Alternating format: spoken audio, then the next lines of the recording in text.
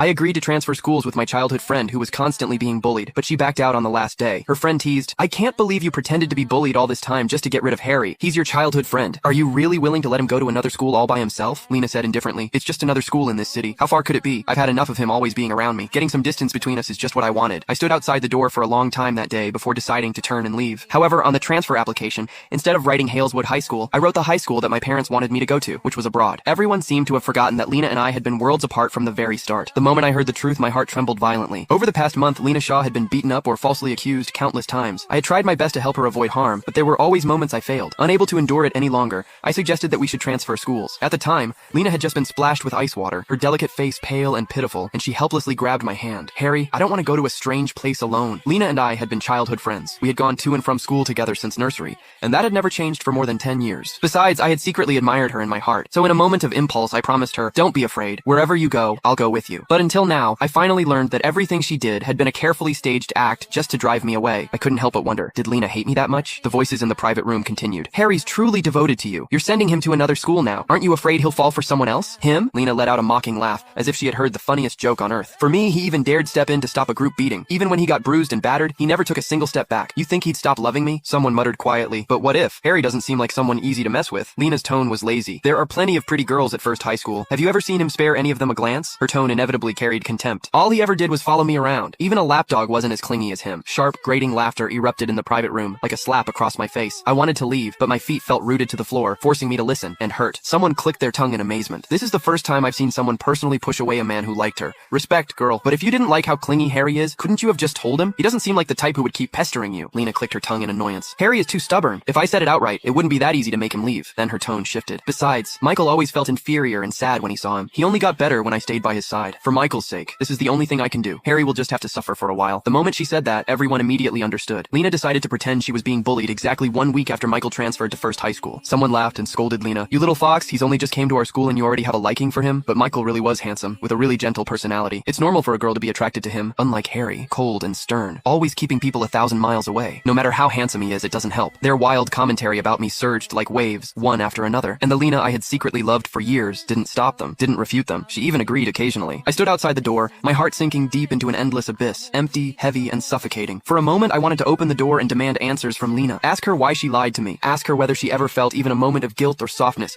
watching me get beaten while protecting her. Ask her if she ever thought about our more than 10 years of friendship before doing all this. But in the end, my mother's voice echoed in my ears.